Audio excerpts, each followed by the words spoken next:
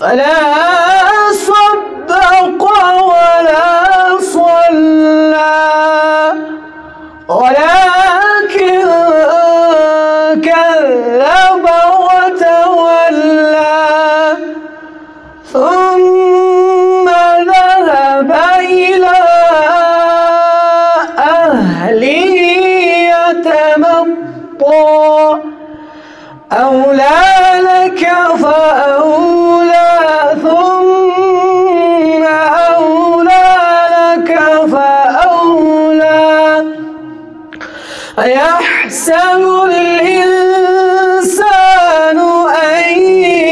يترك سدى ألم يك نطفة من مني يمنى ثم كان علقة فخلق فسوى